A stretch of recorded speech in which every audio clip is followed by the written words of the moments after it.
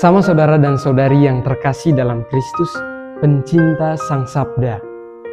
Tema renungan kita pada hari ini adalah berani mewartakan kebenaran sekalipun ditolak.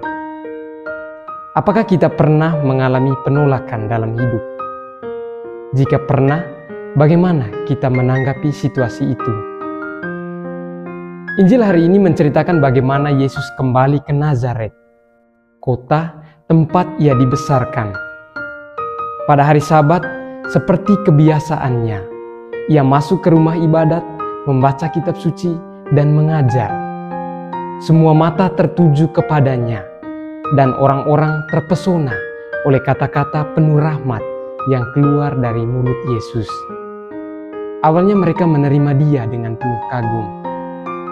Namun, suasana berubah ketika Yesus menyingkapkan kebenaran yang lebih dalam, yang menyinggung cara berpikir mereka. Mereka mulai mengingat asal-usulnya. Bukankah ia ini anak Yusuf? Dan ketika Yesus menyampaikan firman yang keras, namun benar, hati mereka menjadi panas hingga akhirnya mereka menolak dia dan bahkan berusaha untuk mengusirnya. Peristiwa yang dialami Yesus boleh jadi juga menjadi gambaran dari pengalaman hidup kita. Ada saat di mana kita diterima, dipuji, dan disambut baik oleh orang lain. Namun, ada pula saat kita ditolak, disalahpahami, diusir, bahkan ditindas. Meskipun yang kita sampaikan atau lakukan adalah sesuatu yang benar dan baik. Inilah bagian dari dinamika kehidupan sebagai pengikut Kristus.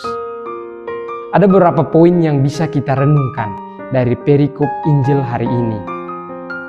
Pertama, penerimaan dan penolakan adalah bagian dari cerita hidup yang sulit untuk kita hindari, bahkan tidak dapat kita hindari.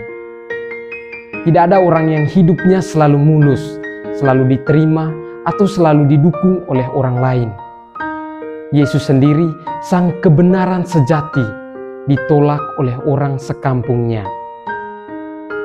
Dalam hidup, mungkin kita juga pernah mengalami situasi seperti itu. Kita berjuang bersikap dan bertindak baik dan menyuarakan kebenaran. Tetapi tidak semua orang terbuka pada kebaikan yang kita lakukan. Boleh jadi muncul komentar-komentar negatif, bahkan juga ancaman kepada kita. Yesus melalui bacaan Injil hari ini mengajak kita untuk bersikap teguh dan tidak putus asa jika kebaikan kita tidak selalu diterima dengan baik oleh orang lain. Poin kedua, tetaplah setia mewartakan kebaikan sekalipun ditolak. Terkadang orang takut menentang kejahatan atau menyuarakan kebenaran karena takut ditolak atau dicibir. Tidak semua orang menyukai suara kebenaran. Kita menyaksikan banyak orang yang ditindas karena menyampaikan kebenaran. Penolakan hendaknya tidak menjadi penghalang bagi kita untuk terus berbuat baik. Justru disitulah kesetiaan kita diuji. Apakah kita berbuat baik hanya untuk mendapatkan pujian?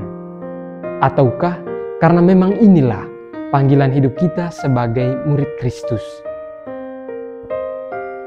Poin ketiga, jadilah pendukung bagi semua orang yang berbuat baik. Orang-orang Nazaret menolak Yesus karena mereka lebih sibuk mempertanyakan asal-usulnya daripada mendengarkan isi pewartaannya.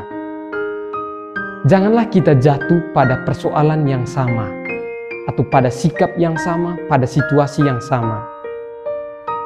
Seandainya kita tidak berani untuk menyuarakan kebenaran, sekurang-kurangnya kita tidak menjadi penghalang bagi orang lain untuk menyuarakan kebenaran dan untuk menyampaikan kebaikan. Saudara dan saudari yang terkasih dalam Kristus, Injil hari ini meneguhkan kita. Dalam perjalanan hidup, kita akan menemui saat di mana kita diterima, dihargai, dan disambut. Namun, ada pula saat di mana kita ditolak, disalahpahami, bahkan dimusuhi. Tetapi ingatlah bahwa yang terpenting dalam hidup kita bukanlah reaksi orang lain terhadap kita, melainkan tentang kesetiaan kita untuk tetap mewartakan kasih dan kebenaran Allah. Dan marilah kita juga berjuang untuk mendukung sama saudara kita yang berusaha untuk mewartakan kebenaran dan kebaikan. Semoga hati Yesus hidup dalam hati semua manusia.